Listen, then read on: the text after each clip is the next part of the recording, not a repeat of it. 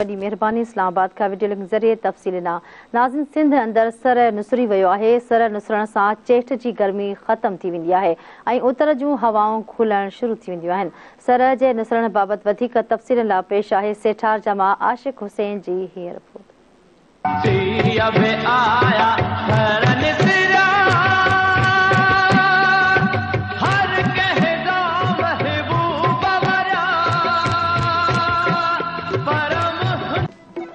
मौसम जी तब्दीली फितरती अमल आहे जेका पंहिंजे वक़्त ते तब्दील थींदी रहे थी।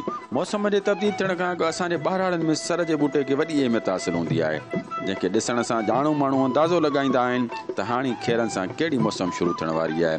जॾहिं सर जो बूटो पंहिंजा अछा गुल ॿाहिरि कढंदो आहे त उनखे सर निसण चवंदा आहिनि, जंहिंजो मतिलबु इहो आहे त गर्मीअ पंहिंजा पोयां पेर कया आहिनि ऐं खेरनि सां सियारे जी मौसम शुरू थियण वारी आहे।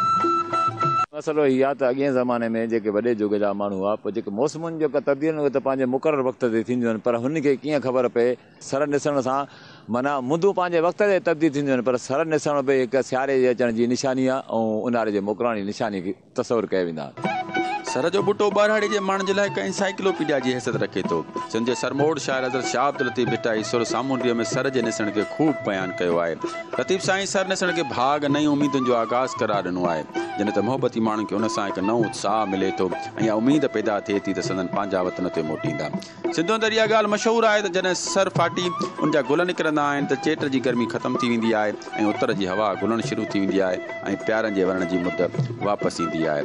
सर नसरिया पांद उतर लॻा आओ पिरी मूं तो कारण कांद से सुखाऊं कयूं। सर निसरिया पांद उतर लॻा आओ पिरी मूं तो कारण कांद से सुखाऊं क्यों से सुखाऊं क्यों।